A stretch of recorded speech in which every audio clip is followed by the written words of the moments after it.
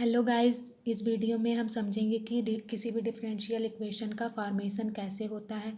आइए हमको समझते हैं कि किसी भी डिफरेंशियल इक्वेशन का फॉर्मेशन कैसे होता है। डिफरेंशियल इक्वेशन का फॉर्मेशन करने के लिए सबसे मेन पॉइंट ये होता है कि दिए गए इक्वेशन में जो हमारे आर्बिट्री कांस्टेंट प्रेजेंट होते हैं उन्हें हमें एलिमिनेट करना होता है, मीन्स रिमूव करना होता है।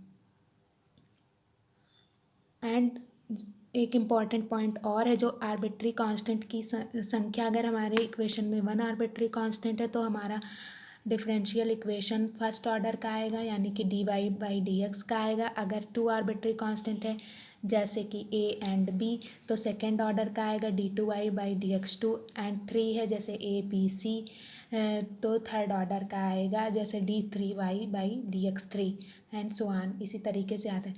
आइए हम एक एग्जांपल लेते हैं और समझते हैं कि कैसे हम डिफरेंशियल इक्वेशन का फॉर्मेशन करते हैं।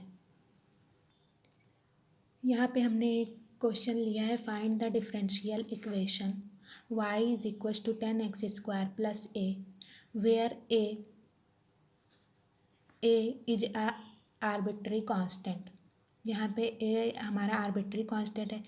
जैसा कि मैंने अभी आपको बताया कि हम दिए गए इक्वेशन में जितने आर्बिट्री कांस्टेंट होते हैं उसी ऑर्डर का हमारा डिफरेंशियल इक्वेशन होता है। यहाँ पे आप देख रहे हैं कि यहाँ पे एक ही आर्बिट्री कांस्टेंट है ए। सो हमारा differential equation D Y by D X में आएगा। एंड हमने बात की थी कि हमें डिफरेंशियल इक्वेशन का फॉर्मेशन करने के लिए आर्बिट्री कांस्टेंट को रिमूव करना होता है। आइए सॉल्यूशन देखते हैं इसका।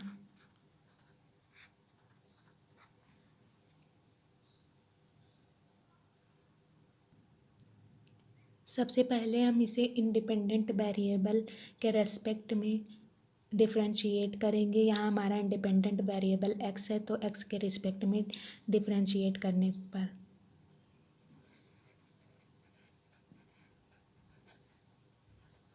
Differentiating with respect to x, so D Y by D x equal to ये हमारा हो जाएगा 20x। एंड डिफरेंट कांस्टेंट का डिफरेंशिएशन हमारा जीरो होता है तो ये जीरो हो जाएगा। सो ये हमारा आएगा D Y D x equal to 20x। और हम इसे ऐसे भी लिख सकते हैं D Y by D X minus 20x equals to zero. Finally हमारा डिफरेंशियल इक्वेशन आ गया है। अब आप देख पा रहे होंगे कि इसमें आर्बिट्री कांस्टेंट नहीं है एंड यहाँ पे एक आर्बिट्री कांस्टेंट था, तो ये हमारा फर्स्ट ऑर्डर का डिफरेंशियल इक्वेशन बना।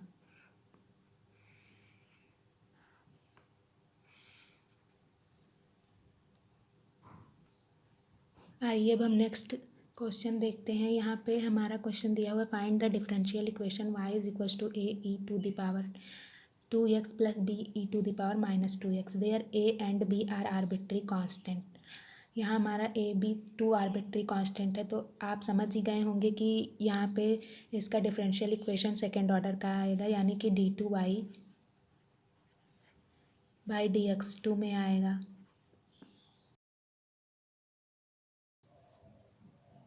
आइए हम एक और एग्जांपल के थ्रू समझते हैं।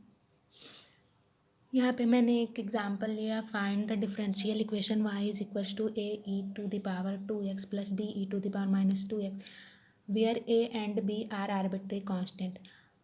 अब आप समझ ही गए होंगे कि यहाँ पे टू आर्बिट्री कांस्टेंट है a एंड b, तो ये हमारा डिफरेंशियल इक्वेशन सेकेंड ऑर्डर का आएगा, यानी कि D two Y by D X two में आएगा।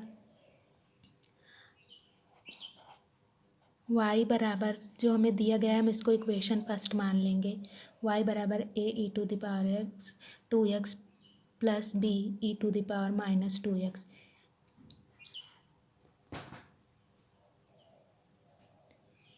अब differentiating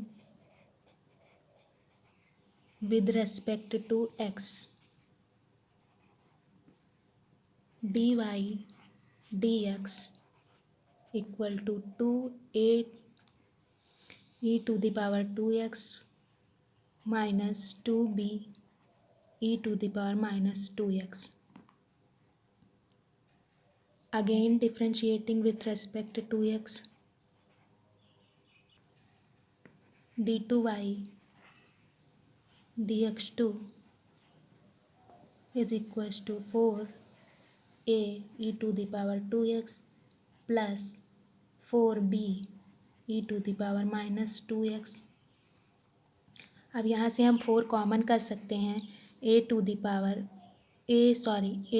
the power 2x plus b e to the power minus 2x. अब हम जान रहे हैं कि ये हमारा फर्स्ट इक्वेशन के इक्वल है, यानी कि y के इक्वल है.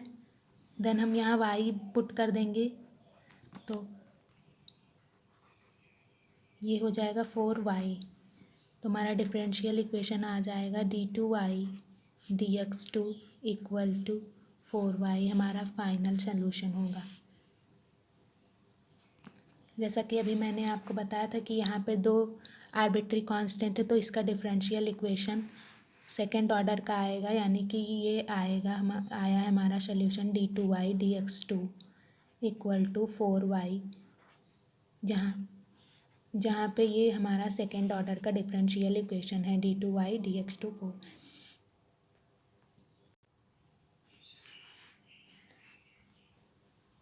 सो फाइनली हम ये कह सकते हैं कि किसी भी डिफरेंशियल इक्वेशन के फॉर्मेशन के लिए सबसे ज़रूरी पार्ट है कि उसमें हमें आर्बिट्री कांस्टेंट को रिमूव करना होगा. एंड उसके सॉल्यूशन में फर्स्ट हम ये करेंगे कि हमें सबसे पहले इंडिपेंडेंट वेरिएबल के रेस्पेक्ट में डिफरेंशिएट करना होगा. एंड उसके बाद इक्वेशंस बना के उसके थ्रू हमें आर्बिट्री कांस्टेंट को एलिमिनेट कर देना होगा, जिससे हमारा डिफरेंशियल इक्वेशन का फॉर्मेशन हो जाएगा. इस बात को हम एक तरीके से और समझ सकते हैं कि किसी भी डिफरेंशियल इक्वेशन में जितने आर्बिट्री कांस्टेंट होते हैं उसी आर्डर का डिफरेंशियल इक्वेशन होता है. इस बात को हम इस तरीके से समझ सकते हैं कि किसी भी डिफरेंशियल इक्वेशन में जितने आर्बिट्री कांस्टेंट होते हैं उतनी ही बार उस डिफरेंशियल इक्वेशन को इंडिपेंडेंट वेरिएबल के रेस्पेक्ट में हमें डिफरेंशिएट करना पड़ता है. I hope you understand. मिलते हैं नेक्स्ट वीडियो में. Thanks for watching this video.